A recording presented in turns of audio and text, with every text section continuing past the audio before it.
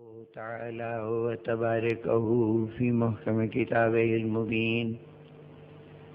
بسم الله الرحمن الرحيم. أم يحسدون الناس على ما آتاهم من فضله فقد آتينا آل إبراهيم الكتاب والحكمة وآتيناهم ملكا عظيما. صلوات.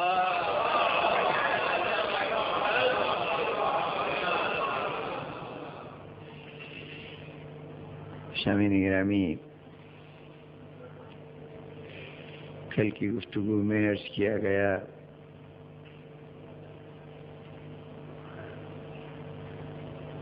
کہ ذات رسالت صلی اللہ علیہ وآلہ وسلم کو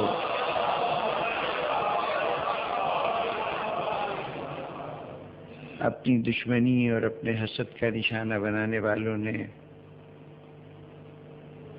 نقصان پہنچانے کے لیے اسلام اور آل محمد کو اپنا ہدف بنایا، اور چنانچہ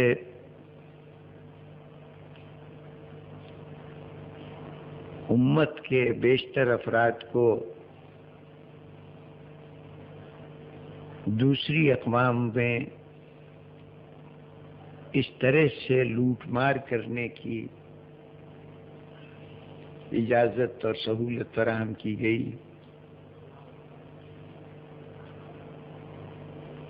کہ نام اسلام کا لیا جاتا رہا،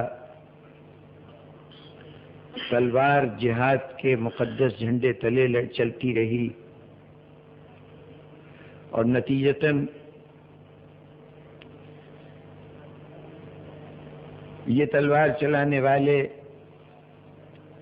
تلوار کی ایک کمائی یعنی مال غنیمت پر تو خود قبضہ کرتے رہے، اور تلوار کی دوسری کمائی نفرتوں کو اسلام کی جھولی میں ڈالتے رہے۔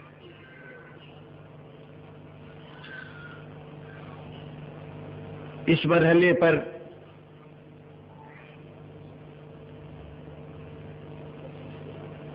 وہ آل محمد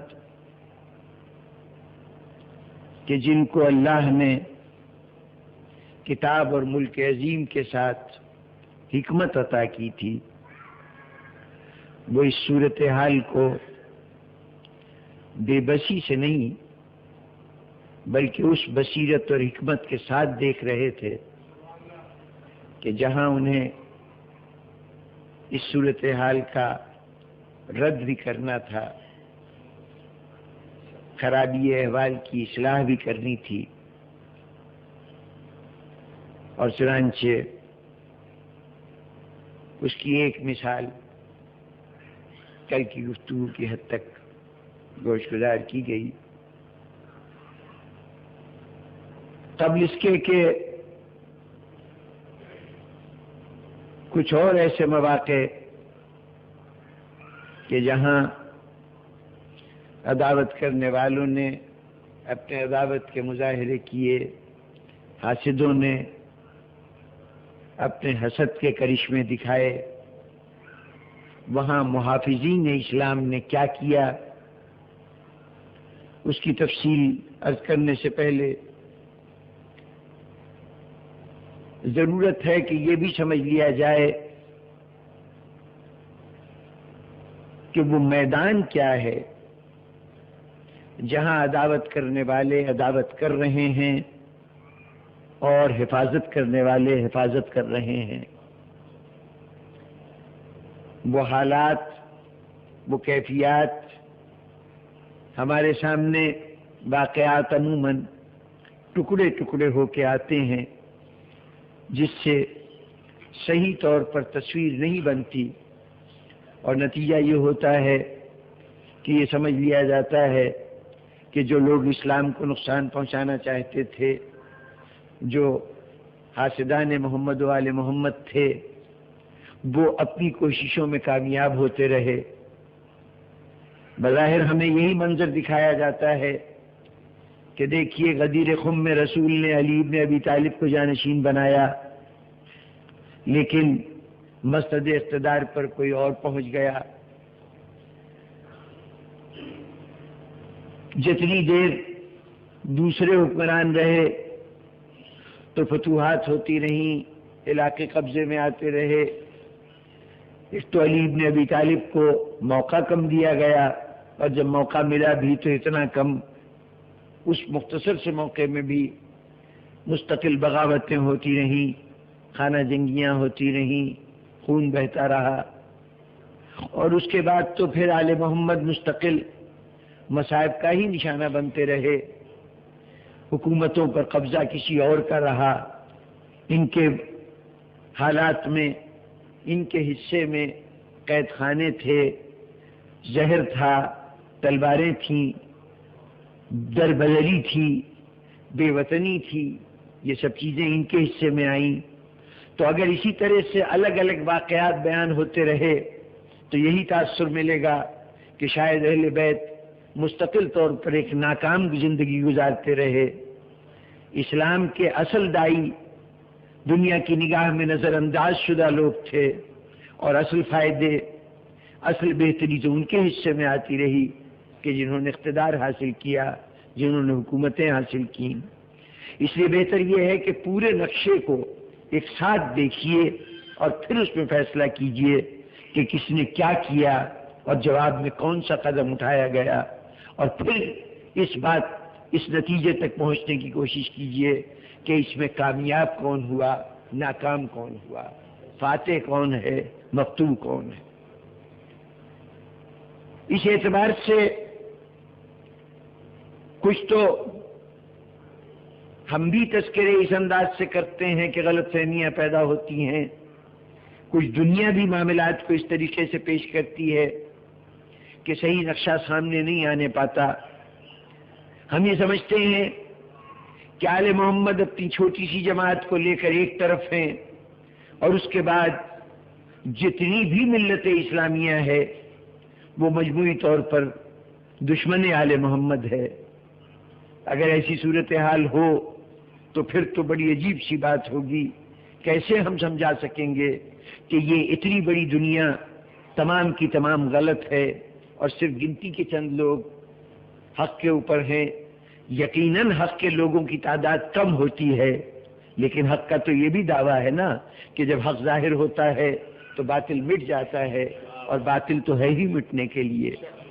تو پھر اصولاً جہاں حقانیت تھی ان کو لازماً کامیاب ہونا چاہیے، اور جو باطل پہ تھے ان کو لازماً ناکام ہونا چاہیے۔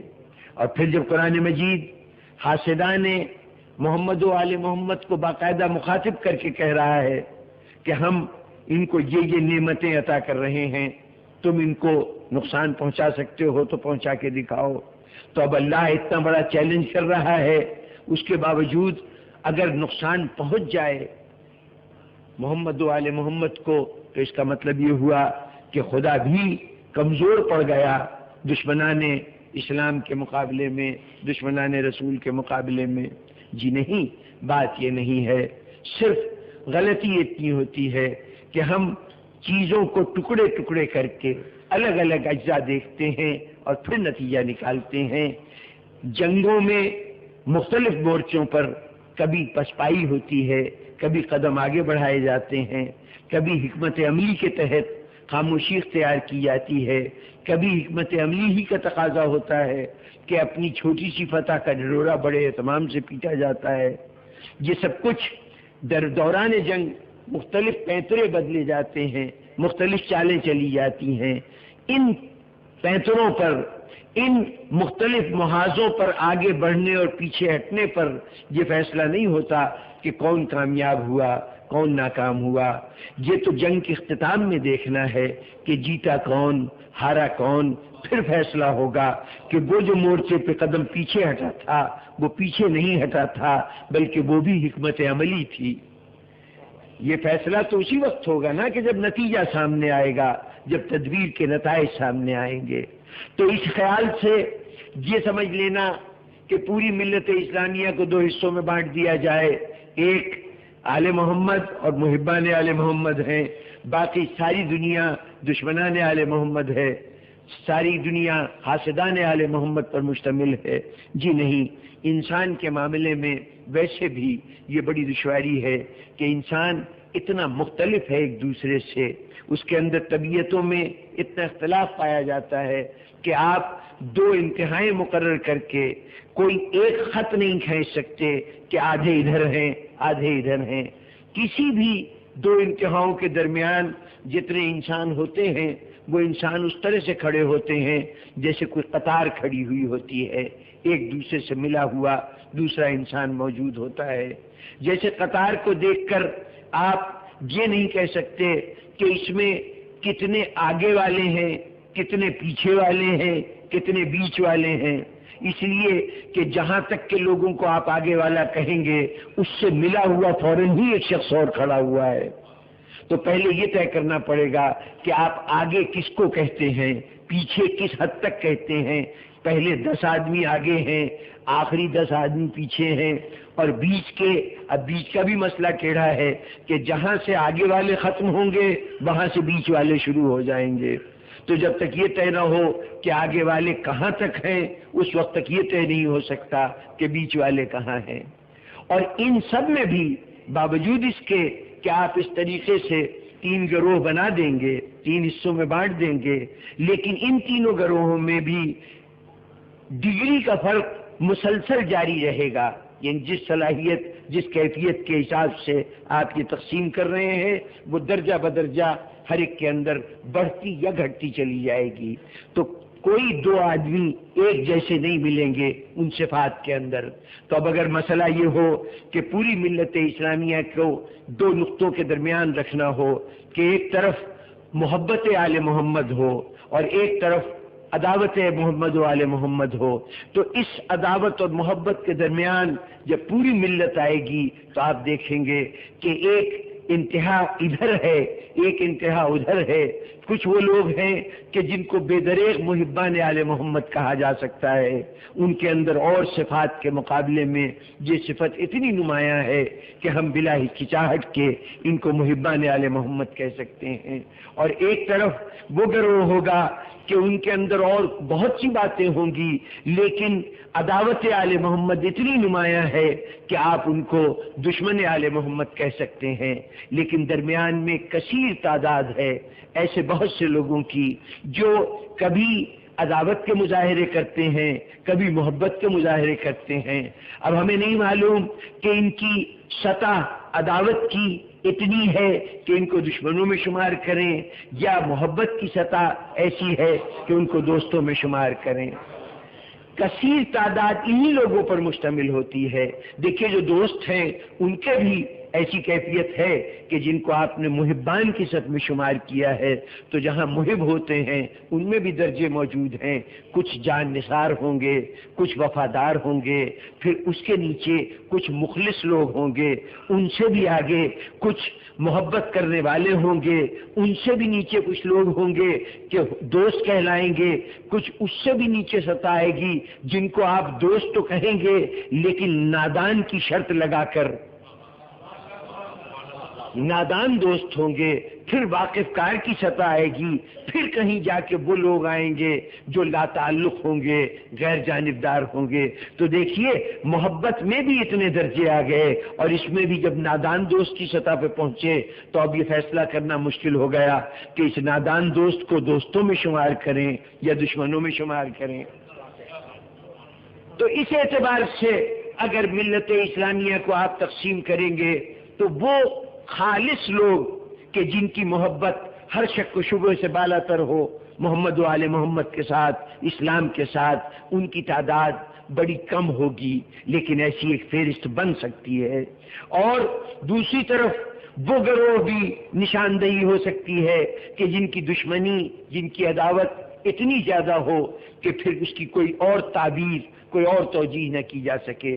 لیکن اب ایک درمیان میں ایک وسیع سمندر ہے امت کے افراد کا، جن کی کیفیت یہ ہے کہ نہ ان کی محبت انتہائی نمایاں ہے، نہ ان کی عداوت انتہائی نمایاں ہے، کبھی ادھر رجحان ہوتا ہے، کبھی ادھر رجحان ہوتا ہے۔ اب اگر اس گروہ کو آپ کوئی نام دینا چاہیں، اس گروہ کو سمجھنا چاہیں، تو اس حساب سے ان کو سمجھا جا سکتا ہے کہ یہ وہ لوگ ہیں کہ جن کے لیے پہلے اپنی ذات اہمیت رکھتی ہے، پہلے اپنی خواہشات، اپنی ضرورتیں، اپنی اغراض اہمیت رکھتی ہیں، اس کے بعد یہ سوچتے ہیں کہ ہم کسی اور کو کیا دے سکتے ہیں۔ اس اور میں مذہب بھی شامل ہے، اس اور میں دین بھی شامل ہے، اس اور میں محمد و آل محمد بھی شامل ہیں، اور دشمنان آل محمد بھی شامل ہیں، کہ پہلے یہ دیکھتے ہیں کہ ان کا مفاد کس چیز میں ہے، ان کی ضروریات کس طرح سے پوری ہوتی ہیں، ان کی طلب کی تسکین کا سامان کہاں کہاں ملتا ہے۔ اس کے بعد یہ دیکھنا شروع کرتے ہیں کہ اب ہمیں دوسروں کے لیے کیا کرنا چاہیے۔ تو اگر ان کی اغراض کو پورا کرتے ہوئے دین اس طرح سے دین کے تقاضے پورے ہوں کہ ساتھ ساتھ ان کی غرض پوری ہوتی رہے، تو وہ بڑے دیندار ہیں، بڑے پرہیزگار ہیں، بڑے عبادت گزار ہیں۔ لیکن اگر کسی وقت ایسی صورت ہو جائے کہ دین ان سے ان کے مفادات کا مطالبہ کر دے، ان کی اغراض کا مطالبہ کر دے، تو اب یہاں پر وہ دین سے پہلو بچانا شروع کر دیتے ہیں، اور ہو سکتا ہے کہ ایسا بھی مرحلہ آ جائے کہ وہ باقاعدہ دین کے خلاف کمر بستہ بھی ہو جائیں، دین کو مٹانے پہ بھی تل جائیں اگر ان کے مفادات خطرے میں پڑ جائیں۔ ایسے لوگ اگر ان کے خواہشات کی تکمیل ہوتی رہے تو بڑے اچھے کارکن ہیں، دین کے لیے بڑے مفید ثابت ہوتے ہیں، رات دن دین کا تذکرہ ہو رہا ہوتا ہے۔ اکثریت ہمارے گرد و پیش میں ایسے ہی لوگوں کی نظر آتی ہے کہ جو اپنی زندگی میں وہاں تک تو کہ جہاں تک ان کو سہولتیں ملتی رہیں وہ کہتے ہیں ہاں دین بڑا اچھا ہے، لیکن جہاں پر کہیں محسوس کیا کہ اپنا مفاد خطرے میں ہے تو وہ کہہ دیتے ہیں کہ جناب ہم کوئی نبی تو نہیں ہیں، ہم کوئی امام تو نہیں ہیں، ہم کوئی ولی اللہ تو نہیں ہیں، دنیا دار آدمی ہیں، تھوڑا سا ہمیں یہ بھی کرنا پڑتا ہے۔ جہاں یہ رویہ اختیار ہوا وہاں ظاہر ہوا کہ اب وہ دین کے لیے قربانی دینے پہ آمادہ نہیں ہے۔ بڑی تعداد انسانوں کی ایسے ہی افراد پر مشتمل ہوتی ہے۔ اب جب اسلام ابتدا میں آیا تھا تو اس وقت بھی صورتحال بالکل یہی تھی۔ یہ لوگوں کا بہت خام خیالی ہے، ناپختہ ذہن کی تخلیق ہے یہ تصور کہ ماضی کے لوگ تو فرشتے ہوتے تھے، بہت نیک ہوتے تھے، کیا کہنے، ہر آدمی اپنی جگہ پر کامل ہوتا تھا، بے مثال ہوتا تھا۔ یہ خیال بالکل غلط ہے۔ جیسا انسان آج ہے ایسا ہی انسان کل تھا اور ایسا ہی انسان کل ہوگا۔ کچھ تعداد کا فرق ہو سکتا ہے کہ کسی زمانے میں نیکی کی طرف مائل لوگوں کی تعداد زیادہ ہو جائے، کسی زمانے میں برائی کی طرف مائل لوگوں کی تعداد زیادہ ہو جائے، لیکن اجتماعی طور پر معاشرے کی ساخت جیسی آج ہے ایسے ہی ہر دور میں تھی۔ یہ بالکل خام خیالی ہے کہ ماضی میں یہ تصور کر لیا جائے کہ عہد رسالت میں تو تمام لوگ بس آسمان سے اترے ہوئے تھے، براہ راست انتہائی نیکوکار لوگ تھے۔ اگر قرآن مجید کی آیتوں کو پڑھیے جو اس وقت کے لوگوں کی عادات و صفات سے متعلق ہیں تو آپ کو قدم قدم کے اوپر احساس ہوگا کہ ایسا معاشرہ، ایسے جملے کہے گئے ہیں قرآن مجید میں ان لوگوں کے لیے کہ ہم آج کے مسلمان کے لیے ان باتوں کا تصور نہیں کر سکتے۔ جمعے کے نماز کے دوران یا کسی بھی ایسے مرحلے پر کہ جب رسول خطبہ دے رہے ہوں تو قرآن مجید کہتا ہے کہ باہر اگر پھیری لگانے والا سودا بیچنے کی صدا دیتا ہے تو تم رسول کے خطبے کو چھوڑ کر بھاگ کھڑے ہوتے ہو کہ کہیں وہاں سودا نہ بک جائے۔ ذرا سوچئے کہ جس معاشرے میں ایسے لوگ رہ رہے ہوں، یہ قرآن ذکر کر رہا ہے، تاریخ کی بات ہوتی تو آپ کہہ دیتے کہ راوی کمزور ہے یا یہ مورخ ہمارے لیے قابل قبول نہیں ہے۔ قرآن تو سب کو قبول ہے۔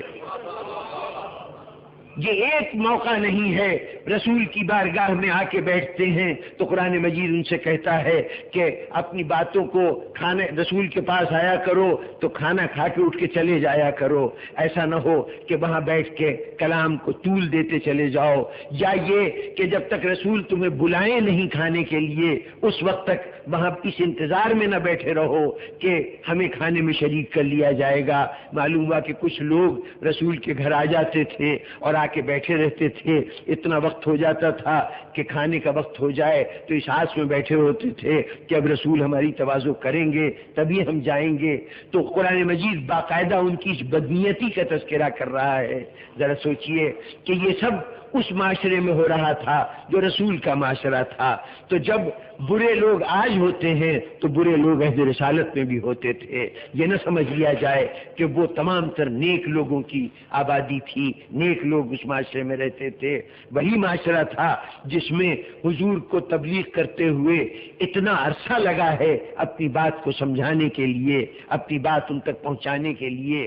جو اسلام لائے ہیں، اسلام لانے کے بعد بھی یہ نہیں ہو گیا تھا کہ ایک رات کے اندر شخصیت بدل گئی تھی، یا ایک مرتبہ لا الہ الا اللہ محمد الرسول اللہ کہا تو ان کا مزاج بدل گیا تھا۔ نہیں، صدیوں کے پڑے ہوئے نقش اتنی آسانی سے ذہنوں سے دور نہیں ہو سکتے تھے۔ اگر ایک کلمہ لکھ دیا گیا ہے زبان کی حد تک یا دل کی گہرائی تک صحیح، تو اس کلمے سے پورا اسلام ذہن میں نہیں اتر سکتا۔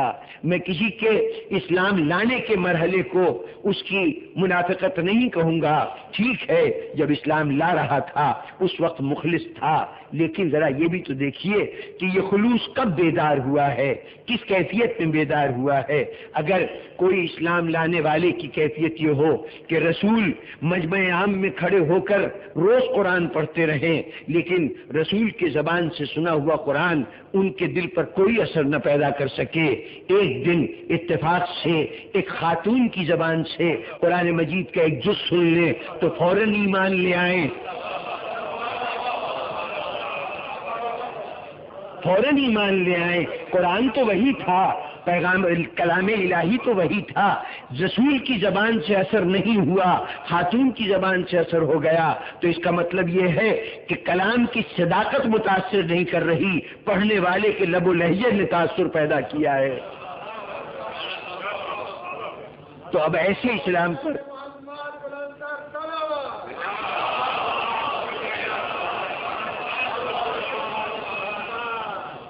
تب یہ نہ سمجھیے کہ جتنے تھے سب مومنین خالص تھے، نہیں، فتح مکہ کے بعد وہ جماعت آ گئی ہے مسلمانوں میں کہ جو دل میں اسلام سے حسد رکھتی ہے، مجبوراً اسلام اس نے قبول کیا ہے، اور وہ جماعت بھی مسلمانوں میں موجود ہے کہ جو روح اسلامی کو سمجھتی ہے، انقلاب اسلامی سے پوری طرح آگاہ ہے، فکر اسلامی سے اس کا عمل ہم آہنگ ہے۔ رسول بھی جانتے ہیں اور محافظان اسلام بھی جانتے ہیں کہ اس میں سے جو حسد کی آگ جلائے ہوئے آئے ہیں وہ کبھی بھی اسلام کو معاف نہیں کریں گے، انہیں جب موقع ملے گا اسلام کو نقصان پہنچائیں گے۔ اور دوسری طرف وہ اچھی طرح جانتے ہیں کہ جب کبھی اسلام کو مشکل پیش آئی تو یہ لوگ کہ جو مخلص لوگ ہیں، یہ لوگ کہ جو لوگ اسلام کی صحیح فکر کو سمجھتے ہیں، یہ لوگ اسلام کی بقا کے لیے کام کریں گے۔ اور وہ جو دونوں کے درمیان ایک کثیر جماعت ہے، ان لوگوں کی جن کو اپنا مفاد، اپنی ضرورت زیادہ عزیز ہوتی ہے، ان کی کیفیت یہ ہوگی تھوڑے بہت درجے کے فرق کے ساتھ۔ کچھ تو ایسے ہوں گے کہ معمولی امتحان پہ کہیں گے کہ ہم اسلام کا ساتھ نہیں دے سکتے، کچھ ایسے ہوں گے کہ جو کچھ وقت گزرے گا، ذرا سی سختیاں ہوں گی تو پھر اس کے بعد کہہ دیں گے کہ اتنی مصیبت تو ہم نہیں اٹھا سکتے۔ لیکن ان میں سے شاید ہی کوئی ایسا فرد ہو کہ جو ہر امتحان میں، ہر مشکل میں اسلام کا ساتھ دے اور اپنی اغراض کو پس پش ڈال دے۔ یہ اکثریت ایسی تھی کہ جلد یا بدیر بہر طور اسلام کی امداد سے دستبردار ہو جاتی۔ تو اب بانی اسلام کے سامنے بنیادی ضرورت یہ تھی کہ ایک طرف وہ جو اسلام کا لبادہ اوڑھ چکے ہیں لیکن دل میں ابھی ان کے دل میں اسلام کے لیے حسد موجود ہے، ان کی دشمنی سے اسلام کو بچایا جائے۔ پھر دوسری طرف وہ لوگ کہ جو اسلام کے لیے قربانیاں دینے کے لیے آمادہ ہیں، جن کی شخصیتیں پختہ ہیں، جو سمجھ چکی ہیں اسلام کو، ان کا پوری طرح سے تحفظ کیا جائے کہ جب ضرورت پیش آئے اس وقت یہ اپنی قربانیوں سے اسلام کو بچا سکیں۔ اور اب جو یہ جو درمیان کا وسیع گروہ ہے، اس کے متعلق دونوں طرف ادھر جو دشمن اسلام ہیں ان کی کوشش ہوگی کہ یہ دیکھیں کہ ان کی کون سی کمزوریاں ہیں کہ جن کو استعمال کر کے ان کو ہم ایک قوت کے طور پر استعمال کر سکتے ہیں اسلام کے خلاف. اور دوسری طرف اسلام کو یہ دیکھنا ہے، اسلام کے حامیوں کو، مددگاروں کو یہ دیکھنا ہے کہ وہ کون سی حد ہے جہاں تک ان کو اپنے ساتھ لایا جا سکتا ہے، اور کون سا مقام ہے جہاں پہنچ کر یہ سمجھ لیا جائے کہ اب اس سے آگے یہ مدد نہیں کریں گے، اب یہ ہمارے لیے نقصان دہ ہونے لگیں گے. دونوں فریق کا اصل میدان یہ درمیان والا مسلمان ہے. دشمن کا بھی نشانہ یہی درمیان کا مسلمان ہے، اور جو اسلام کے حامی ہیں ان کی بھی نظر انہی کے اوپر ہے. انہیں معلوم ہے کہ انحصار نہیں کر سکتے وہ اس کثیر گروہ پر. جب مشکل وقت آئے گا یہ ساتھ چھوڑ جائے گی جماعت. انحصار تو اسی جماعت پہ کیا جائے گا کہ جو مخلصانہ طور پر فکر اسلامی کو سمجھتے ہوئے مدد کر رہے ہیں، لیکن اس انحصار نہ کرنے کے باوجود ان سے اس وقت تک کام لیا جائے گا جس وقت تک یہ کام کرنے کے لیے آمادہ ہوں. انہیں ایسے امتحانات سے بچانے کی کوشش کی جائے گی جہاں یہ اسلام کو چھوڑنے پر آمادہ ہو جائیں. اس وقت تک ان کو ڈھیل دی جائے گی کہ یہ اسلام کے دامن میں رہتے رہیں، ان کی ضرورتیں پوری ہوتی رہیں، یہ سمجھتے رہیں کہ ہم بڑے سچے مسلمان ہیں، ہم دین کے لیے کام کر رہے ہیں. یہ اپنی جگہ مطمئن بھی رہیں گے اور دین کو کوئی نقصان بھی نہیں پہنچے گا. اب یہ دو حکمتیں عملیاں ہیں، یہ دو انداز فکر ہیں جو میدان عمل میں جن دونوں کو برتا جا رہا ہے.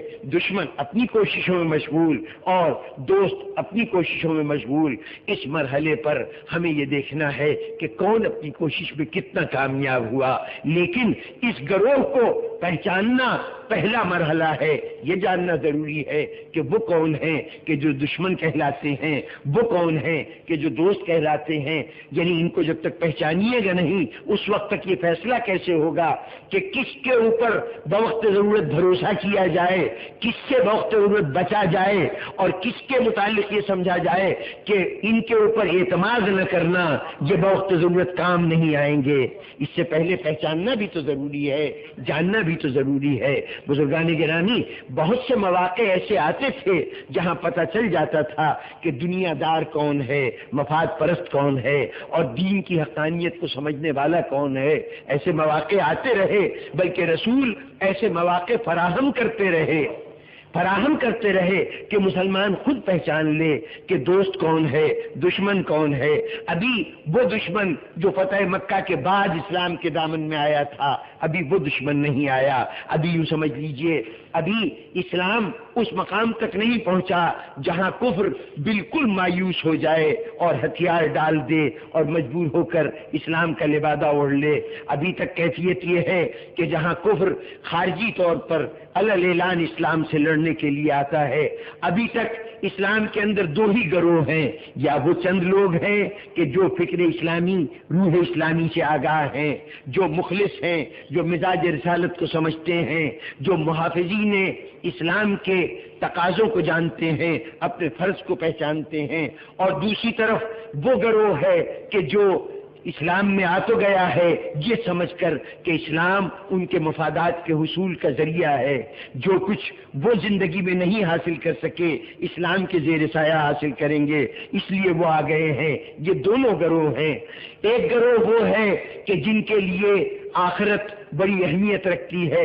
دوسرا گروہ چاہتا تو ہے کہ جنت ملے، لیکن ایسی جنت کہ جس کے لیے زحمت نہ اٹھانی پڑے، جس کے لیے قربانی نہ دینی پڑے، جس کے لیے مشکل نہ برداشت کرنی پڑے. اور چنانچہ ہم نے تاریخ میں دیکھا کہ رسول نے باقاعدہ دکھایا کہ کون ان میں سے وہ ہے کہ جو مہنگی جنت چاہتا ہے، کون ہے جو سستی جنت چاہتا ہے. یہ مناظر اسی لیے دکھائے گئے کہ تم اچھی طرح سے دیکھ لو کہ کون سا چہرہ کیسا ہے، تاکہ وقت کے اوپر پہلے سے معلوم ہو کہ وقت پہ کون کام آئے گا، کون کام نہیں آئے گا. تو چنانچہ ایک چھوٹا سا واقعہ ہوا تھا. ایک شخص رسول کے خیموں کے باہر کھڑا ہوا للکار رہا تھا، مسلمانوں باہر نکلو، تم کہتے ہو کہ اگر کافر کو مار دو گے تو جنت ملے گی، کافر کے ہاتھ سے مارے جاؤ گے تب جنت ملے گی، تو آؤ کسے جنت چاہیے، میں تمہارے سامنے کھڑا ہوں، مجھے مارو جنت لے لو، میرے ہاتھ سے مارے جاؤ جنت لے لو۔ اس آواز پر جو رد عمل ہوا یہ جنگ خندق کا واقعہ ہے۔ عمر ابن عبدود باہر سے للکار رہا ہے، اس للکار کے جواب میں خیمے میں سناٹا طاری ہے۔ مورخوں نے لکھا کہ اس طرح کا سناٹا ہے کہ جیسے سروں پر پرندے بیٹھے ہیں کہ ذرا سے جنبش کی تو پرندے اڑ جائیں گے، اس خوف سے سر جھکائے بیٹھے ہوئے ہیں، یہ کیفیت ہے۔ اس کیفیت میں ایک مرتبہ علی ابن ابی طالب اٹھے، دوسری مرتبہ اٹھے، تیسری مرتبہ اٹھے، آخر رسول نے علی ابن ابی طالب کو میدان میں لڑنے کے لیے بھیج دیا۔ ادھر علی میدان کی طرف گئے، اس کے بعد رسول نے ایک جملہ اور فرمایا، اب مخاطب ہوئے ان لوگوں سے کہ سنو، تم میں سے جو کوئی مجھے علی کے کامیابی کی خبر سب سے پہلے پہنچائے گا میں اسے جنت کی بشارت دیتا ہوں، میں اسے جنت کی بشارت دیتا ہوں۔ اچانک کیا ہوا، پورا مجمع اٹھ کر اور فوراً میدان کی طرف بھاگ گیا تماشا دیکھنے کے لیے کہ ہم جلدی سے دیکھیں کیا صورت ہوتی ہے اور رسول تک خبر پہنچائیں گے۔ بس پورے مجمع میں ایک شخص تھا، نام تھا سلمان فارسی، وہ باہر جانے کے بجائے وہیں بیٹھا رہا جہاں بیٹھا ہوا تھا، اس نے رخ بھی میدان کی طرف نہیں کیا، رسول کے چہرے کی طرف دیکھتا رہا۔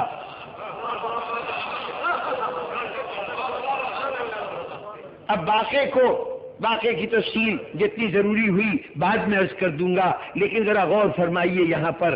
ابھی عمر ابن عبدود جب بات کر رہا تھا، جو بات وہ کہہ رہا تھا، لاکھ کافر صحیح بات صحیح کہہ رہا تھا کہ میرے ہاتھ سے مارے جاؤ گے تب بھی جنت ملے گی، مجھ سے لڑ کے مجھے مارو گے تب بھی تمہیں جنت ملے گی، تو آؤ جنت لے لو۔ اس وقت سوائے ایک کے پورے مجمع میں کوئی شخص نہ اٹھا۔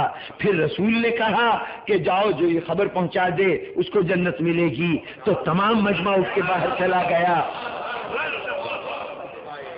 فرق کیا ہے؟ آخر جنت اس وقت بھی مل رہی تھی، اس وقت بھی مل رہی ہے۔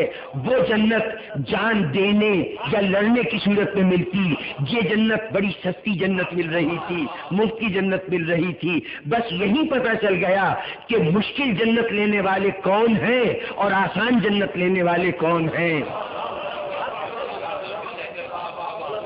رسول نے یہی دکھا دیا، یہ منظر، یہ ساری گفتگو ہوئی اس لیے کہ دنیا دیکھ لے کہ دیکھو اکثریت وہ ہے کہ جو مشکل کے وقت تو آگے بڑھنے کے لیے تیار نہیں، جنت کی آرزو مند ہے لیکن مشکل کے ساتھ نہیں، زحمت کے ساتھ نہیں، قربانیوں کے ساتھ نہیں، بلکہ بغیر زحمت کے مل جائے تو جنت لے لیں گے۔ یہ اور بات ہے کہ اب جنت ایسی بھی گئی گزری چیز نہیں تھی کہ یوں ہی مل جاتی۔ ہوا یہ کہ سارا مجمع باہر چلا گیا، وہ ایک جو نہ معلوم کیا سوچ رہا تھا بیٹھا ہوا، وہ چہرہ رسول کو دیکھتا رہا۔ ایک مرتبہ چہرہ رسول پر کوئی کیفیت پیدا ہوئی اور بے ساختہ اس نے کہا، یا رسول اللہ مبارک ہو، علی اپنے دشمن پہ کامیاب ہو گئے۔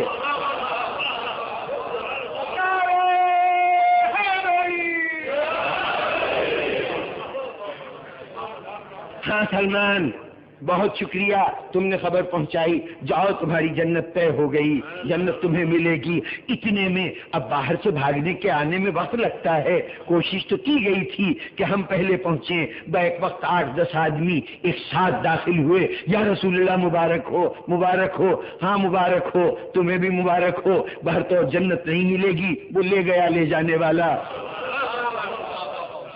سلمان تم تو باہر بھی نہیں گئے، تم نے تو دروازے کی طرف رخ بھی نہیں کیا، چہرہ رسول کو دیکھتے رہے، تم نے یہ کیسے دیکھ لیا کہ علی ابن ابی طالب دشمن پہ غالب آ گئے؟ کہا تم نہ سمجھ ہو، رسول نے کہا تھا نا کہ جو علی کی کامیابی کی خبر سب سے پہلے لائے گا اسے جنت ملے گی، تو ان کا یہ جملہ بتا رہا تھا کہ علی کو لازماً رسول جانتے ہیں کہ علی کامیاب ہوں گے، دشمن ناکام ہوگا، یہ تو فقط جنت تقسیم کرنے کے بہانے تھے۔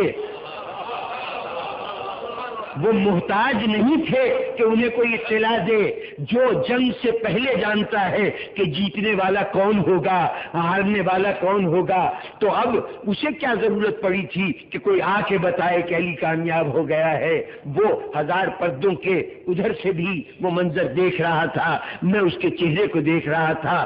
جیسے علی کامیاب ہوئے چہرے پہ بشاشت ظاہر ہو گئی, وہ بشاشت ظاہر ہوئی, میں نے فوراً مبارکباد دے دی. تو تمہیں اگر قول رسول پر یقین ہوتا تو تم بھی میری طرح یہاں بیٹھے رہتے.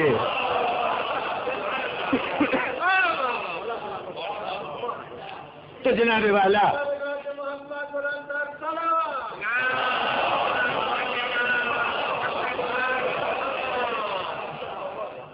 اب ابھی تک تو صرف معاملہ اتنا ہے کہ کچھ وہ ہیں کہ جو جنت کے حصول کے لیے زحمتیں بھی اٹھا سکتے ہیں, اپنی جان کو خطرے میں بھی ڈال سکتے ہیں, موت کے منہ میں بھی اتر سکتے ہیں, اور کچھ وہ ہیں کہ ایسی مشکل جنت ان کو نہیں چاہیے, لیکن اگر سستی مل رہی ہو تو وہ جنت لینے کے لیے تیار ہیں. تو انہیں کبھی اس مشکل میں نہ ڈالا جائے کہ یہ جنت سے دستبردار ہو جائیں. حکمت عملی کا تقاضا یہ ہے, سیاست کا تقاضا یہ ہے کہ ان کے ظرف کے مطابق یہ دیکھتے ہوئے کہ ان کی برداشت اس سے زیادہ نہیں ہے تو بس اتنی زحمت دی جائے کہ جتنی میدان میں بھاگ کے جانے اور وہاں سے واپس آنے کی زحمت ہوتی ہے, بس اس سے زیادہ زحمت نہ دی جائے. تو اکثریت تو وہی تھی نا کہ جو بس اتنی زحمت برداشت کر سکتی ہے. لیکن ابھی تک صورتحال یہ ہے کہ چلیے جنت کے آرزو مند تو سب ہیں نا, چاہے مشکل جنت لیں چاہے آسان جنت لیں, لیکن جب فتح مکہ ہوئی اور کچھ لوگوں نے بحالت مجبوری اسلام قبول کیا تو اب اسلام کے دامن میں کچھ ایسے لوگ بھی آ گئے کہ جو دل سے جنت کے قائل ہی نہیں ہیں. بعد میں 3 پشتوں کے بعد تیسری پشت میں پوتے نے یہ حقیقت اپنے زبان سے ادا کر دی تھی. کیسی وحی, کیسے جبرائیل, کیسی جنت, کیسی دوزخ, یہ تو ڈھونگ رچایا تھا بنی ہاشم نے حکومت کے لیے. یزید کے اشعار ہیں جس میں یہ جملے کہے گئے. تو پوتے تک 3 پشتیں ہو گئی ہیں اسلام کی, اگر تیسری پشت میں بھی عقائد یہ ہیں تو سوچ لیجئے کہ وہ دادا جس نے تلوار کے سائے تلے اسلام قبول کیا تھا وہ جنت دوزخ کے متعلق کیا تصور رکھتا ہوگا. اب اسلام میں 3 گروہ ہو گئے, ایک مشکل جنت لینے والے, ایک وہ جو صرف آسان جنت تو لینے کو تیار ہیں, اس سے آگے بڑھنے کو تیار نہیں, اور ایک وہ کہ جو سرے سے جنت کے قائل نہیں لیکن خود کو مسلمان کہتے ہیں.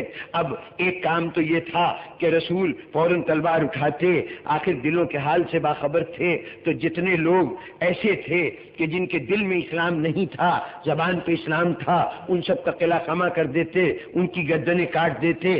لیکن اگر رسول ایسا کر دیتے تو آج تک تاریخ اس رسول کو معاف نہ کرتی کہ لوگ تو کلمہ پڑھتے رہے, ایمان لاتے رہے, اور رسول ان کے ایمان پہ اعتماد ہی نہیں کرتے تھے, ان پہ بھروسہ ہی نہیں کرتے تھے. عجیب رسول تھا کہ اس کے سامنے لوگ کہہ رہے ہیں, قسمیں کھا رہے ہیں کہ ہم ایمان لائے, وہ ان پر بھروسہ نہیں کرتا تھا. یہ یقیناً کسی رہنما کے لیے اس سے بڑا الزام نہیں ہو سکتا کہ اپنے تحریک کے حامیوں کا قتل اس کے سر باندھا جائے, اس کے گردن میں یہ ذمہ داری ڈالی جائے کہ اس نے اپنی تحریک کے فرزندوں کو اپنے ہاتھوں سے قتل کیا ہے, اس لیے رسول ان کو قتل نہیں کر سکتے تھے. اور پھر ان ہستیوں کے سامنے صرف ایک فرد نہیں ہوتا جو اس وقت سامنے ہوتا ہے, بلکہ یہ تو اس فرد سے وابستہ جتنی نسلیں قیامت تک آنے والی ہوتی ہیں ان سب سے آگاہ ہوتا ہے. آپ کو علی ابن ابی طالب کا وہ جملہ آپ کے ذہنوں میں ہوگا جو مالک اشتر سے ایک مقام پر کہا تھا. جنگ صفین میں مالک اشتر کے ہاتھ سے قتل ہونے والوں کی تعداد علی کے ہاتھ سے قتل ہونے والوں کی تعداد سے صرف 1 کم رہ گئی تھی. مالک اشتر علی کے پیچھے پیچھے چل رہے تھے. علی ہر تلوار چلانے پر ہر مخالف کو قتل کرنے کے بعد نعرہ تکبیر بلند کیا کرتے تھے. جناب مالک اشتر ان تکبیر کے نعروں کو گنتے جا رہے تھے. ایک مرحلہ ایسا آیا کہ بس 1 کی کمی رہ گئی, ان کا 1 کم تھا, علی کا 1 زیادہ تھا. اس مرحلے پہ سوچ رہے ہیں کہ جلدی سے کسی کی گردن پہ تلوار چلائیں اور علی کے برابر آ جائیں. ایک مرتبہ علی نے پلٹ کے دیکھا, کیا سوچ رہے ہو مالک, کیا سوچ رہے ہو؟ مولا آپ تو دلوں کے حال سے واقف ہیں. چہرے پہ ایک حجاب والی مسکراہٹ آ گئی. کیا مولا آپ تو واقف ہیں؟ مولا نے کہا ہاں واقف ہوں جو کچھ تم سوچ رہے ہو، لیکن مالک تمہیں نہیں پتا کہ تمہارے مارنے میں اور میرے مارنے میں کیا فرق ہے. تم ایک اور مار کے سمجھتے ہو میرے برابر آ جاؤ گے. دیکھو میں کسی کی گردن کاٹتے ہوئے پہلے قیامت تک اس کی ساری پشتوں کو دیکھتا ہوں. اگر اس میں ایک بھی مومن پیدا ہونا ہو تو میں اس کی گردن کاٹنے پہ آمادہ نہیں ہوتا. اور تمہارے سامنے جو آ رہا ہے مولی گاجر کی طرح کاٹتے چلے جا رہے ہو. تم میرے مقتولوں کا مقابلہ کرو گے؟ تو جن کی تلوار آنے والی پشتوں میں بھی اگر ایک مومن بھی آنے والا ہو تو اس کی تحفظ کے لیے ان کے اجداد کی گردن نہیں کاٹ سکتی، تو پھر رسول بھلا کیسے اپنے صفوں میں موجود منافقوں کی گردنیں کاٹ دیتے؟ اور سامعین محترم، اب یہ بات اپنے طور پر بھی طویل ہے، پورا ایک موضوع ہے، میں اس وقت زیادہ تفصیل سے نہیں بیان کرنا چاہتا، لیکن اتنی سی بات عرض کر دوں کہ رسول روحانی امراض کا علاج کرنے آیا تھا. معالج تھا نا، طبیب تھا. روحانی امراض کے علاج کے لیے، روحانی امراض کیا ہیں؟ نفاق روحانی مرض ہے، کفر روحانی مرض ہے. انہی کے علاج کے لیے رسول آیا ہے نا. آپ نے کوئی ہسپتال ایسا دیکھا ہے جس پہ یہ بورڈ لگا ہو کہ یہاں خبردار مریض نہ آئیں، شفا خانے میں مریض نہ آئے؟ کوئی ڈاکٹر کہہ دے کہ میں بڑا ماہر ڈاکٹر ہوں لیکن خبردار کوئی بیمار میرے قریب نہ آئے، کہ یہ بیمار آئے گا تو مجھے بھی ضرر کا اندیشہ ہے. جناب والا وہ طبیب ہی کیا جو مریضوں سے دور ہو جائے، وہ ہسپتال ہی کیا جس میں مریضوں کا داخلہ نہ ہو. رسول بھی طبیب ہے روحانی امراض کا. دنیا بھر کے روحانی امراض کے شکار مریض رسول اپنے پاس کھینچ کر بلائے گا. یہ بنیادی فریضہ ہے رسول کا کہ جہاں کوئی مریض نظر آئے اسے اپنے پاس بلائے، اس کے علاج کی کوشش کرے. اور دیکھیے یہ کام طبیب کا ہے کہ وہ دوائیں دے، وہ علاج کرے، جہاں آپریشن درکار ہو آپریشن کرے، سب کچھ کرے. لیکن اب بھی کوئی مریض ایسا ہو کہ ان تمام باتوں کے باوجود، ان تمام دواؤں کے استعمال کے باوجود وہ تمام بد پرہیزی کرتا رہے جس سے طبیب نے روکا تھا، وہ تمام کام کرتا رہے جسے طبیب مضر قرار دے رہا تھا. ایسی صورت میں اگر مریض صحت یاب نہ ہو تو دنیا یہ نہیں کہے گی کہ طبیب ناقص تھا، اس کا علم کامل نہیں تھا، بلکہ دنیا کہے گی کہ یہ مریض ایسا نااہل تھا کہ اس نے طبیب کی ہدایات پہ عمل نہیں کیا، نتیجے میں ہلاک ہوا. اس کے موت کی ذمہ داری طبیب پر نہیں آئے گی، مریض پر آئے گی. بس سمجھ لیجئے کہ رسول نے تو دنیا کے بدترین لوگوں کو اپنے قریب بلا لیا تھا کہ ان کا علاج کریں، اور بہترین علاج کیا تھا. جتنے نسخے لکھے، جتنی دوائیں کھلائیں، جتنے پرہیز بتائے، وہ سب ان کی صحت کے لیے ضروری تھے. لیکن کیا کیا جائے کہ جو رسول کی دوائیں حلق سے نہیں اتاری جاتی تھی، کان کے ذریعے ذہن تک پہنچائی جاتی تھی. لیکن اگر کوئی ایک کان سے سن کر دوسرے کان سے اڑا دے تو اس دوا کا اثر کیا ہوگا؟ رسول جن چیزوں سے پرہیز کے لیے کہیں وہ بد پرہیزی کرتا رہے، تو پھر اب اگر وہ ہلاک ہو جائے تو یہ نہ کہنا کہ طبیب غلط تھا، سمجھ لینا کہ یہ مریض کی بدقسمتی تھی اور نااہلی تھی کہ وہ اتنے اچھے طبیب کے پاس جا کر بھی صحت یاب نہیں ہو سکا. ہم ایسے لوگوں کو جب لعنتوں کا مستحق قرار دیتے ہیں، آج بھی دنیا میں بہت سے آج بھی کافر ہیں، بہت سے آج بھی خطا کار ہیں، بہت سے گنہگار ہیں، لیکن ہم ان گنہگاروں کو اپنے لعنتوں کا حقدار نہیں سمجھتے. ہم انہیں کبھی بھی اتنے ناگوار انداز سے ملعون و مردود نہیں کہتے، لیکن اس حد کے ان لوگوں کو کہنے میں ہمیں کبھی ہچکچاہٹ نہیں ہوتی. وجہ کیا ہے؟ وجہ یہ ہے کہ آج کا ملعون، آج کا گنہگار تو ہے، لیکن اسے کوئی اچھا طبیب نہیں ملا، تو اب وہ کیا کرے؟ اس کا مرض بڑھتا جا رہا ہے. بدترین ہے وہ مریض جسے رسول جیسے طبیب ملے پھر بھی صحت یاب نہ ہو.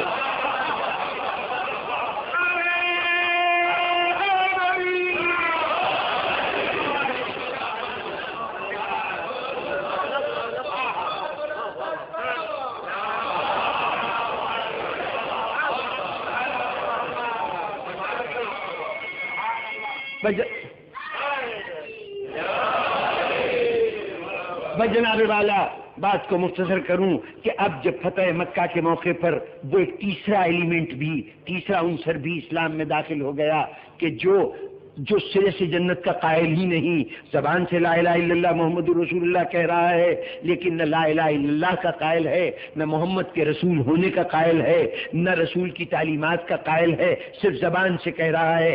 اب تین قسم کے لوگ ہو گئے جو سب مسلمان کہلاتے ہیں، وہ سچے اور مخلص مسلمان بھی، وہ دنیا دار مسلمان بھی، بڑی تعداد انہیں کی ہے، اور وہ بھی کہ جو اسلام کے دشمن ہیں۔ اب رسول ان دشمنوں کو ختم نہیں کر سکتے تھے، یہ ان کے منصب کے خلاف تھا۔ جب تک جرم نہ کریں یہ سزا نہیں دیتے، جب تک ان کی خطا ظاہر نہ ہو اس وقت تک ان کے خلاف اقدام نہیں کیا جائے گا۔ اس لیے اب ان کے خلاف اقدام تو نہیں ہو سکتا، لیکن رسول کا یہ بھی فریضہ ہے کہ یہ جانتے ہیں کہ کوئی بھی تحریک ایسے ہی لوگوں کے ہاتھوں تباہ و برباد ہوتی ہے جو دوست بن کر دشمنی کر رہے ہوں، وہی لوگ تحریکوں کو تباہ کیا کرتے ہیں۔ رسول جانتے تھے کہ اسلام کے لیے خطرناک ترین اگر کوئی گروہ ہو سکتا ہے تو ان لوگوں کا گروہ ہو سکتا ہے، اس لیے رسول کے لیے ضروری تھا کہ کم از کم یہ پہچان لیا جائے کہ اس میں سے وہ مخلص لوگ کون ہیں جنہیں بوقت ضرورت جن کے اوپر اعتماد کیا جائے، وہ خطرناک لوگ کون ہیں جو اسلام کے ساتھ دشمنی کرتے رہیں گے، اور وہ لوگ کون ہیں کہ جن پر ایک حد سے آگے جا کر اعتماد نہیں کیا جا سکتا، ایک حد سے زیادہ ان کو امتحان میں نہیں ڈالا جا سکتا۔ چنانچہ رسول نے ایک کہا، ایک اہتمام کیا کہ تمہیں لسٹ بنانے کا موقع فراہم کرتا ہوں، لسٹ بنا لو کہ کون کس گروہ سے تعلق رکھتا ہے۔ اب یہ سیاست رسول ہے، یہ اسی عصمت کی بصیرت کا ایک ادنا سا شاہکار ہے کہ رسول نے اہتمام کیا کہ ان تینوں گروہوں کی پوری شناخت کرا دی جائے، ان کی فہرستیں تیار ہو جائیں۔ کیا کیا؟ مکہ فتح ہوا ہے، ابھی تیسرا جز شامل ہوا ہے، ابھی تیسرا جز دشمن اسلام کا جز ابھی شامل ہوا ہے۔ رسول نے کہا اس کو شامل ہونے کے بعد ایک دن بھی میں ایسا نہیں دوں گا کہ مسلمان اس الجھن میں مبتلا رہے کہ دوست کون ہے دشمن کون ہے۔ مسلمان کو فوراً شناخت ہو جائے کہ کون کس سطح کا مسلمان ہے، کس حیثیت کا مسلمان ہے۔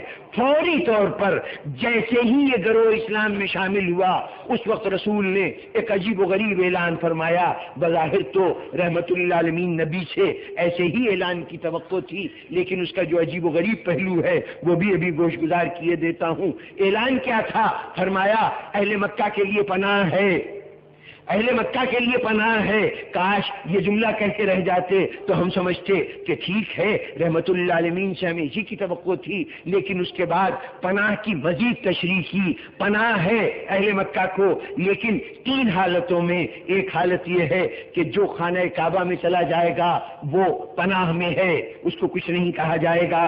جو خانہ کعبہ میں داخل ہو گیا اس سے کچھ نہیں، تعرض نہیں رکھا جائے گا، وہ امان میں ہے۔ اس کے بعد جو اپنے گھر کے دروازے بند کر لے گا وہ بھی امان میں ہے، اور جو ابو سفیان کے گھر میں چلا جائے گا وہ بھی امان میں ہے۔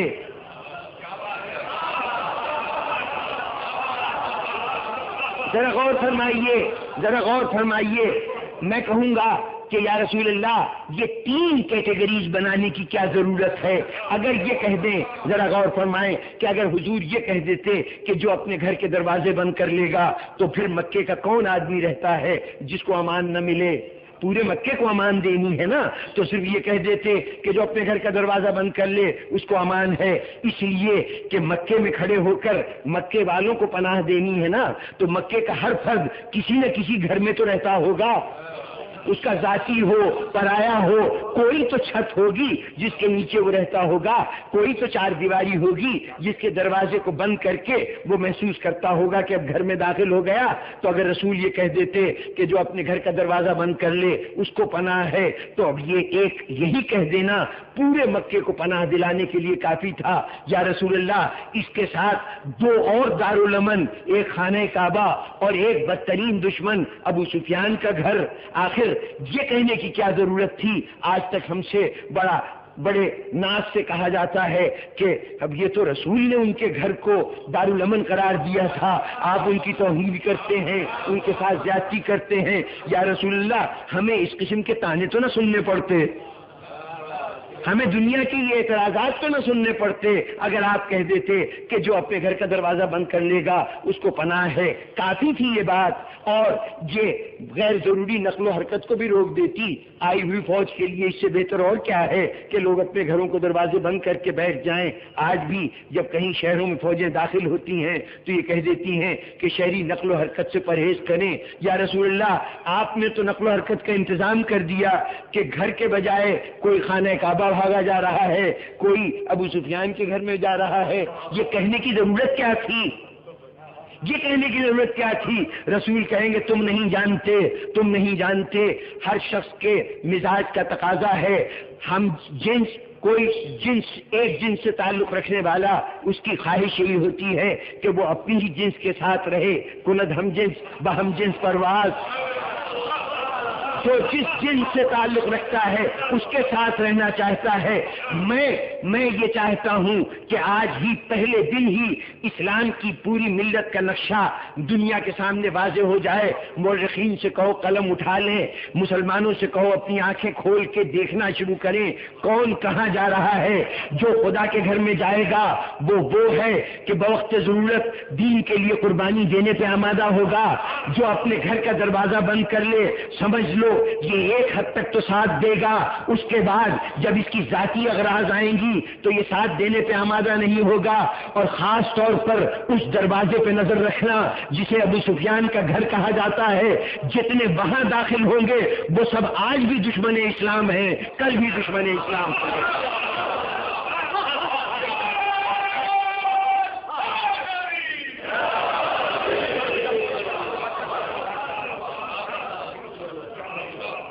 اور اس کے بعد دیکھ لیجئے بزرگان محترم کہ اسلام میں اسلام کے خلاف جتنی تحریکیں اٹھی ہیں، جتنی آوازیں اٹھی ہیں، سب ابو سفیان کے گھر سے برآمد ہوتی رہی ہیں، ان لوگوں کے ذریعے برآمد ہوتی رہی ہیں۔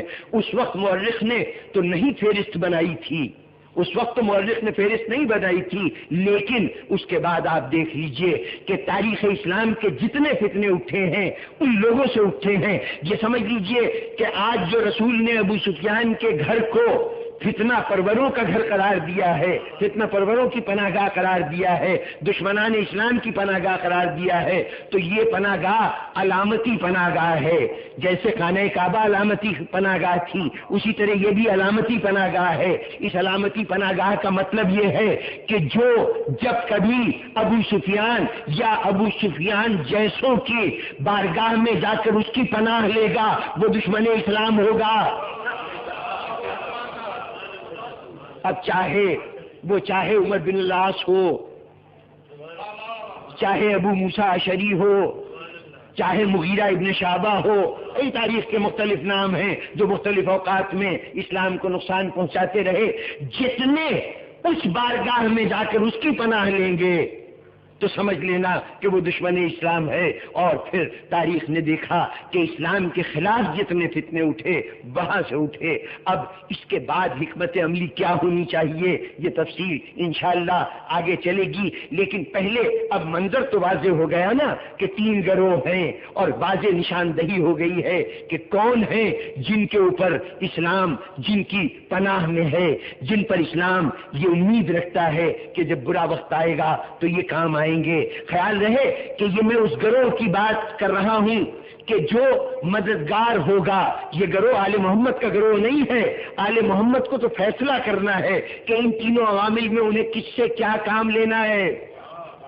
ان کی حیثیت حاکم کی حیثیت ہے، ان کی حیثیت منتظم کی حیثیت ہے، اور انتظام کے لیے ان کو جو عناصر مل رہے ہیں اس میں کچھ وفادار ہیں، جانثار ہیں، کچھ وہ ہیں، کچھ نہیں بلکہ بہت سے وہ ہیں کہ جو صرف ایک حد تک ساتھ دیں گے، ورنہ خاموش تماشا دیکھتے رہیں گے۔ اور پھر وہ گروہ ہے کہ جو دشمنوں کا گروہ ہے۔ یہ دشمنوں کا گروہ جس وقت اسلام پر حملہ آور ہونے لگے گا، چونکہ جنگ نہروان امتحان کے بعد اب اسلام کے حامیوں کی طرف سے، اسلام کے علمبردار کی طرف سے تلوار نہیں اٹھی تھی، اس لیے یزید یہ سمجھ بیٹھا کہ بڑا طویل عرصہ گزر گیا ہے، اب شاید ان بازوؤں میں طاقت نہیں رہی، ان بازوؤں میں ہمت نہیں رہی۔ اس نے ہاتھ بڑھایا کہ اسلام کی گردن کو دبوچ دے، اسلام کا گلا گھونٹ دے، ادھر اس کے ہاتھ بڑھے، ادھر حسین کھڑے ہو گئے، حسین کھڑے ہو گئے۔ اور اب دیکھیے حسین نے ایک مرتبہ پھر بتایا کہ وہ تقسیم کتنی اہمیت رکھتی تھی۔ حسین کو چونکہ مشکل مراحل سے گزرنا تھا، امتحان کی منزلوں سے گزرنا تھا، تو ساتھ آئے ہوئے ساتھیوں میں ایک ساتھی کا ساتھ چھوڑ جانا کہیں زیادہ خطرناک ہے اس بات کے کہ وہ ساتھی سرے سے ساتھ نہ آیا ہو۔ غور فرمائیے، کسی کام میں آپ کے ساتھ 4-5 افراد موجود ہوں، اگر 5 افراد ہیں اور آپ وہ پانچوں مل کے کام کر رہے ہیں تو آپ یہ چاہیں گے کہ آخری مرحلے تک آپ کا ذہن، آپ کے ساتھیوں کا ذہن اس کام کو باقاعدہ 5 حصوں میں تقسیم کر چکا ہوگا، کچھ یہ کریں گے، کچھ یہ کریں گے، کچھ یہ کریں گے، کچھ میں کروں گا اور کچھ یہ چوتھا ساتھی کرے گا، اس طرح سے 5 میں تقسیم ہو جائے گا۔ اب اگر ایک آدمی کام چھوڑ کے چلا جائے، وہاں پر ساتھ دینے سے انکار کر دے، تو اس کا رکا ہوا کام، چونکہ سارا منصوبہ، سارا عمل 5 کے لیے تیار ہوا ہے، اب اگر 4 کریں گے تو وہ کام کامیابی تک نہیں پہنچ سکتا۔ اس کے مقابلے میں اگر شروع سے 4 رہتے تو کام کی تقسیم ہی اس طرح ہوتی کہ ہم اس کو اس طرح سے کر لیں گے اور وہ کام بخوبی ہو جاتا۔ یہی وجہ ہے کہ حسین ہر منزل پہ کہہ رہے ہیں چلے جاؤ، مجھے ہجوم کی ضرورت نہیں ہے، چلے جاؤ، مجھے تمہارے ساتھ کی ضرورت نہیں ہے۔ اگر راستے میں بہت سے ایسے بدو قبائل تھے کہ انہوں نے دیکھا نواسہ رسول جا رہا ہے تو وہ آ کے شامل ہو گئے کہ ہم بھی چلتے ہیں، امام نے فوراً جہاں بھی موقع ملا سہولت سے ان کو سمجھا دیا، نہیں تمہاری ضرورت نہیں ہے، چلے جاؤ۔ ایک طرف قدم قدم پہ کہہ رہے ہیں چلے جاؤ، وہاں پر کچھ ایسی بھی ہستیاں ہیں جن سے کہہ رہے ہیں جلدی پہنچو، ایسی بھی ہستیاں ہیں کہ جن سے کہہ رہے ہیں کہ فوراً آؤ۔ حبیب ابن مظاہر فوراً آؤ، زہیر ابن قین کو ان کے خیمے سے بلا کر خاص طور پر کہا کہ شامل ہو جاؤ۔ بلکہ بعض آنے والے تو ایسے ہیں کہ اس کے لیے حسین 1 رات کی مہلت طلب کر رہے ہیں، کچھ ایسے آنے والے ہیں کہ جن کے انتظار میں ابھی حر کا فیصلہ نہیں ہوا ہے، 1 رات اور دے دو، ایک جوہر قابل ہے ادھر، ایک ایسا ہے کہ حسین کی نگاہ میں وہ امتحانات کے ہر مرحلے پہ کامیاب ہو سکتا ہے، تو حر تجھے تو ادھر ہونا چاہیے، لے تجھے ہم موقع دیتے ہیں، 1 شب کا ہم اور طول دے دیتے ہیں تاکہ تو ہمارے ساتھ شامل ہو جائے۔ غرض اس طرح حسین نے خالص ترین افراد منتخب کیے، اور یہی وجہ تھی کہ دنیا نے دیکھا کہ اب حسین کی جماعت اتنی مضبوط جماعت ہے، اتنی مضبوط جماعت ہے کہ دنیا کی اتنی بڑی طاقت اپنے پورے اسلحے، پورے ساز و سامان کے ساتھ حسین کو مٹانے کے لیے آئی ہے۔ ادھر بھوک ہے، پیاس ہے، موت ہی نہیں ہے۔ یہ سمجھ لیجئے کہ یزید کے لشکر سے اگر ایک آدمی ادھر آتا ہے تو صرف اپنی جان قربان کرنے نہیں آ رہا، صرف اپنی جان کا سودا نہیں کر رہا، بلکہ یزید کی فوج تمام تر کوفے سے آئی ہے، تمام فوج کوفے سے آئی ہے، اور جب کوفے سے آئی ہے تو جو بھی اس کا فوجی ہے وہ تو فوج میں آ گیا ہے، اس کی بیوی، اس کے بچے، اس کے کنبے کے افراد یہ کوفے میں موجود ہیں جہاں کا حاکم ابن زیاد ہے۔ اگر آج یزید کی فوج سے کوئی فرد نکل کر حسین کی جماعت میں آ گیا تو کل اس کے اہل و عیال کے لیے زندگی کی ایک سانس لینا بھی ممکن نہیں ہوگا۔ اگر حر نے، بعض روایتیں کہتی ہیں کہ حر کی زوجہ ساتھ تھی، لیکن تاریخی طور پر یہ بات ثابت نہیں ہے، اور نہ حالات ایسے تھے کہ وہاں پر حر کی زوجہ یا خاندان کے افراد حر کے موجود ہوتے۔ یہ تو صرف امام حسین علیہ السلام کا قافلہ تھا کہ جس میں گھر کے افراد، خواتین بھی شامل تھیں، اس لیے کہ حسین لڑنے نہیں آئے تھے، حسین لڑنے نہیں آئے تھے، اس لیے افراد خاندان سفر میں تھے۔ حسین نے مدینے سے ہجرت کی تھی، ترک مدینہ کرنے پہ مجبور ہو گئے تھے، تو اب اس لیے کنبہ ان کے ساتھ تھا۔ یزید کی فوج میں کسی کا کنبہ ساتھ نہیں تھا کہ کوئی ایسی جماعت، شاید کوئی اگر اتفاق سے کوئی عورت آ گئی ہو تو آ گئی ہو، ورنہ عموماً لوگ تنہا آئے تھے۔ تو جو تنہا آئے تھے وہ حر ابن یزید ریاحی ہو یا شہرت عام یہی ہے کہ ایک حر آیا، لیکن حقیقت یہ ہے کہ کم از کم 14 افراد ایسے ہیں کہ جو شب عاشور سے لے کے روز عاشور تک مختلف اوقات میں یزید کے لشکر کو چھوڑ چھوڑ کر حسین کی جماعت میں شامل ہوتے رہے۔ یہ تمام 14 حر، یہ 14 حر ہیں جن کے اہل و عیال شہر کوفہ میں ہیں، جانتے ہیں کہ آج اگر ہم نے جان دی تو کل ابن زیاد ہمارے عیال کو نہیں چھوڑے گا۔ یہ اپنی جان کا سودا نہیں کر رہے، اپنے پورے گھرانے کی جان کا سودا کر رہے ہیں۔ اتنے مضبوط لوگ ہیں، اتنے مضبوط لوگ ہیں۔ حسین کی فوج میں 65 افراد وہ تھے کہ جو شہر کوفہ سے تعلق رکھتے تھے، اور ان میں سے اکثر تنہا آئے تھے، ان کے اہل و عیال کوفہ میں تھے۔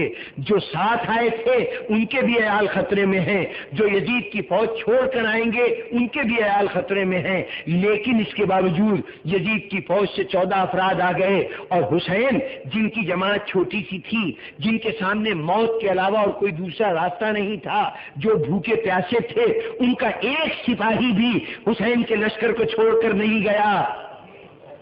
یہ اس وقت کے قائد کی گہری نظر تھی کہ میری جماعت میں کوئی ناقص وجود شامل نہ ہونے پائے۔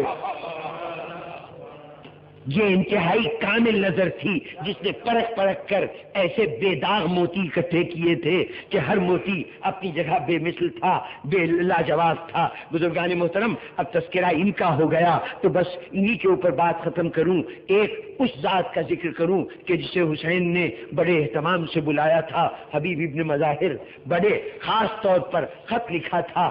اس حبیب ابن مظاہر کو حسین نے، دیکھیے، بلانا بھی ایک امتحان تھا، لیکن اس کے بعد ایک منزل اور آئی کہ اب حسین شام غریبہ میں شب عاشور یہ کہہ رہے ہیں کہ لوگوں چلے جاؤ، مجھے چھوڑ جاؤ، مجھے تمہاری کوئی ضرورت نہیں ہے۔ اگر بیعت کے معاملہ ہے تو بیعت اٹھاتا ہوں، اگر جاتے ہوئے شرم آتی ہے تو میرے عزیز کا ہاتھ پکڑو چلے جاؤ، اگر تمہیں ایک دوسرے کے سامنے جاتے ہوئے ہچکچاہٹ ہوتی ہے تو کہو تو میں چراغ بجھائے دیتا ہوں۔ اور کہنے کی کیا بات تھی، چراغ بھی گل کر دیا۔ میرا دل چاہتا کہوں مولا، ان میں تو وہ بھی ہیں کہ جن کو آپ خود لے کے آئے ہیں، ان میں وہ بھی ہیں کہ جن کو آپ نے خط لکھ کے بلایا ہے۔ آج بھیجنا تھا تو کل بلایا کیوں تھا؟ آج بھیجنا ہے تو کل بلایا کیوں تھا؟ حسین کہیں گے مجھے کسی کو نہیں بھیجنا، یہ ایسے نہیں ہے کہ یہ میرا دامن چھوڑ دیں، اور یہ ایسے بھی نہیں ہے کہ میں ان کو چھوڑ دوں، نہ یہ مجھے چھوڑیں گے نہ میں انہیں چھوڑوں گا، لیکن تمہیں پتہ تو چل جائے کہ میرا انتخاب کتنا کھرا ہے۔ حسینیت کی کسوٹی کیسی کسوٹی ہے کہ اس پر پرکھا جانے والا جو بھی ہے وہ اپنی جگہ پارک کی حیثیت رکھتا ہے۔ کیا کہنے، حسین کا ہر ساتھی لاجواب ہے۔ ان ساتھیوں میں وہ حبیب ابن مظاہر ہے کہ جس نے جب پیغام ملا تھا تو گھر سے نکلا تھا، چاروں طرف پہرے تھے، ان پہروں میں اس کے لیے چلنا بڑا دشوار تھا۔ کیسے نکلے تو بڑا اہتمام کیا کہ اپنے غلام کو گھوڑا دیا کہ تم گھوڑا لے کے دریا کے کنارے چلو، میں دوسرے راستوں سے پیدل چلتا ہوں، کیونکہ میں گھوڑا لے کے نکلوں گا تو دنیا مجھے جانتی ہے، سمجھ جائیں گے کہ نصرت حسین کے لیے جا رہا ہے، دشمن کی فوجیں مجھے گرفتار کر لیں گی اور میں حسین کی صدا پہ لبیک نہیں کہہ سکوں گا۔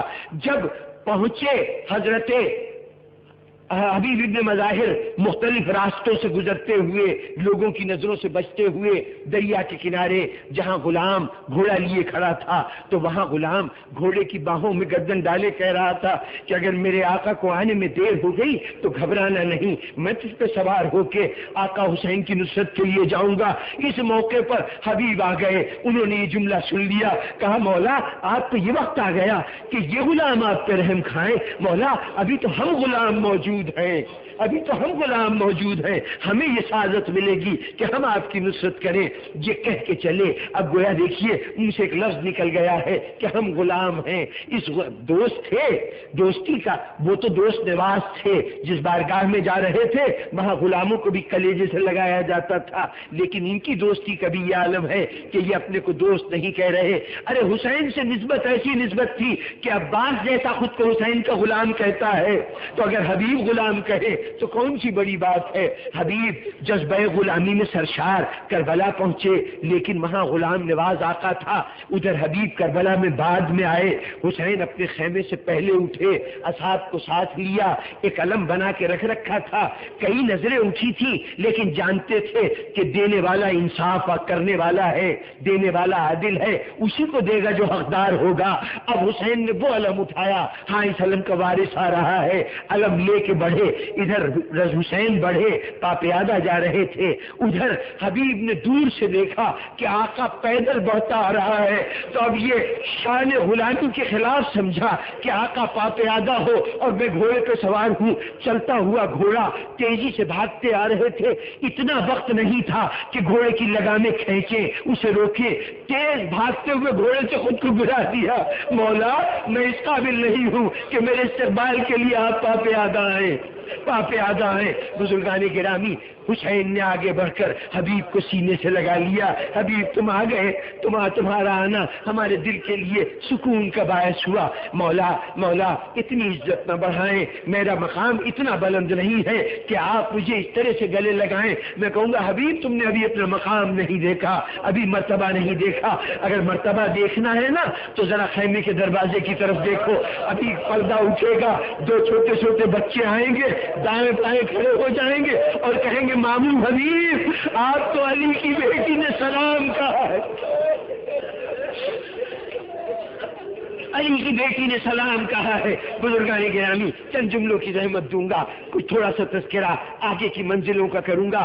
حبیب ابن مظاہر لشکر حسینی میں شامل ہو گئے، لشکر حسینی میں شامل ہو گئے۔ ہوتے ہوتے روز عاشور ایک مرحلہ آیا، نماز ظہر سے پہلے حبیب ابن مظاہر نے میدان میں جا کے جہاد کرنا شروع کیا۔ جہاد کرتے کرتے یہ کافی آگے نکل گئے تھے، اور یہ کربلا کے شہیدوں میں 3 شہید ہیں جن کے سر میدان جنگ میں جنگ کے فوراً بعد کاٹ دیے گئے تھے۔ ایک وہب کلبی کا سر کاٹا گیا تھا اور سر کاٹ کر ان کی ماں کی طرف پھینکا گیا تھا، ایک حبیب ابن مظاہر کا سر کاٹ لیا گیا تھا، اور ایک امام حسین علیہ السلام کا سر آپ کی شہادت کے مرحلے پر کاٹ لیا گیا تھا۔ باقی شہداء کے سر 11 محرم کو ان کے جسم سے الگ کیے گئے تھے، اس لیے کہ امام نے دشمن کو موقع ہی نہیں دیا کہ کسی لاش کی بے حرمتی ہو سکے۔ ادھر کوئی گھوڑے سے گرتا تھا، امام جاتے تھے لاش کو اٹھا کر گنج شہیدہ میں رکھ دیتے تھے۔ یہ تو حبیب لڑتے ہوئے دشمن کی صفوں میں بہت دور چلے گئے تھے۔ ایک تمیمی نے سر کاٹ لیا، بنو تمیم کا ایک فرد تھا، اس نے سر کاٹ لیا تھا، اور سر کاٹنے کے بعد عمر ابن سعد کے پاس پہنچا تھا کہ مجھے انعام دے، میں نے کوفے کے بڑے جری شخص کو قتل کیا ہے، بڑے بہادر شخص کو قتل کیا ہے۔ تو عمر ابن سعد نے کہا تھا کہ یہ سر تو ابن زیاد کے سامنے پیش کرنا، وہاں سے انعام لینا۔ بس سامعین محترم، وہ تمیمی اس سر کو لے کے خاص طور پر چلا۔ جب قافلہ شہر کوفہ میں داخل ہوا تو اور لوگوں کے پاس تھے، یہ تمیمی حبیب ابن مظاہر کا سر لیے ہوئے تھا۔ اس مرحلے پر بازار میں جہاں ہر طرف مجمع تھا، ہزاروں آدمی زن و مرد تماشا دیکھنے آئے تھے، وہاں ایک 13 سال کا لڑکا نام قاسم ابن حبیب ابن مظاہر، حبیب ابن مظاہر کا 13 سال کا لڑکا، وہ بھی ہجوم میں کھڑا ہوا تھا۔ وہ ہجوم میں تماشا دیکھنے نہیں آیا تھا، اس کی مجال نہیں تھی کہ وہ قیدیوں کا تماشا دیکھنے آئے، وہ تو صرف یہ دیکھنے آیا تھا کہ میرا بابا آقا حسین کی نصرت کے لیے گیا ہے، آقا حسین شہید کر دیے گئے ہیں، یہ ناممکن ہے کہ حسین مارے جائیں اور میرا بابا سلامت رہ جائے، یقیناً میرا بابا بھی مارا گیا ہوگا۔ تو سنا تھا کہ آج مقتولوں کے سر آئے ہیں، تو قاسم بھی یہ دیکھنے آیا ہے میرے بابا کا سر کہاں ہے، بابا کا سر کہاں ہے۔ کھڑا ہوا ہے، ہجوم میں دیکھا نیزوں پہ سر آ رہے ہیں، ایک ایک سر کو پہچاننے لگا۔ مولا حسین کے سر کو قرائن سے پہچانا، حضرت علی اکبر کے سر کو پہچانا، پھر بابا کے کئی دوست تھے، مسلم ابن اوسجہ کا سر نظر آیا، بریر حمدانی کا سر نظر آیا، زہیر ابن قین کا سر نظر آیا، سب کے سر دکھائی دیے، لیکن پورے سروں میں حبیب کا سر نظر نہیں آیا، حبیب کا سر نظر نہیں آیا۔ قاسم پریشان ہوا، اتنے میں سر گزر چکے تھے، سمجھا کہ شاید اس کی نگاہوں سے اوجھل ہو گیا، شاید کسی اور سر کی آڑ میں وہ سر نظر نہیں آیا۔ ایک مرتبہ چاہا کہ دوبارہ سر دیکھے تو مجمع میں راستہ بنا کے تیزی سے، جلوس تو آہستہ آہستہ چل رہا تھا، یہ تیزی سے آگے بڑھ کے اس مقام پہ جا کے کھڑا ہو گیا کہ جہاں پھر سر گزرنے والے تھے۔ ابھی جا کے کھڑا ہوا تھا کہ اتنے میں سر قریب آئے، پھر نظریں اٹھائی تھی کہ مجمع میں ایک مرتبہ دھکا لگا، بچہ نیچے گر پڑا، نیچے گرا، اٹھنے لگا تو اچانک نظر پڑی کہ ایک گھوڑے کی گردن کے ساتھ، گھوڑے کی گردن کے ساتھ حبیب کا سر بندھا ہوا ہے۔ اس طرح بندھا ہوا ہے کہ جب گھوڑا قدم بڑھاتا ہے تو زمین سر کے بوسے لیتی ہے۔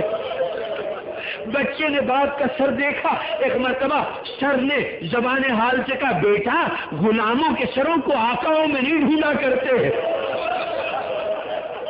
غلاموں کے سر تو ٹھوکروں میں ہونے کے لیے ہوتے ہیں۔ گرامی دو جملے اور کر دوں کہ قاسم نے جب بابا کے سر کا یہ عالم دیکھا تو ایک مرتبہ اس تمیمی سوار کے پاس گیا، اے شخص یہ سر مجھے دے دے، میرے بابا کا سر ہے، مجھے دے دے، یہ بنی اسد کے سردار کا سر ہے، مجھے دے دے۔ تمیمی نے جھڑک کے ہٹا دیا، چلا جا، یہ سر تو میرے انعام کا ذریعہ ہے، اکرام کا ذریعہ ہے۔ بچہ روتا رہا، گڑ گڑاتا رہا، لیکن اس شقی نے سر حوالے نہیں کیا۔ اب جب بچے نے یہ دیکھا تو ایک مرتبہ بنی اسد کی غیرت بیدار ہوئی، وہاں سے پلٹا، فوراً اپنے بنی اسد کے محلے میں آیا، آ کے کہا، اے بنی اسد کے لوگوں کیسے بے غیرت ہو کہ تمہارے سید و سردار کا سر اس طرح توہین سے لے جایا جا رہا ہے۔ حمیت عرب جوش میں آئی، چند بنی اسد کے لڑکے کے ساتھ آئے، ہجوم میں انہوں نے اچانک اس تمیم پہ حملہ کیا اور سر چھین لیا۔ سر چھین کے قاسم نے سر کو ہاتھوں میں اٹھایا اور ایک مرتبہ فخر سے مجمع کی طرف دیکھا کہ جس کے وارث زندہ ہوتے ہیں وہ اپنے بزرگوں کی توہین برداشت نہیں کرتے۔ میرا دل چاہتا کہ سید سجاد آپ کے دل میں کیا گزری ہوگی، شاید مدینے کی طرف دیکھا ہو، نانا میرے بابا کا سر غیروں کے پاس ہے اور سید سجاد یہ سر واپس نہیں لے سکتا۔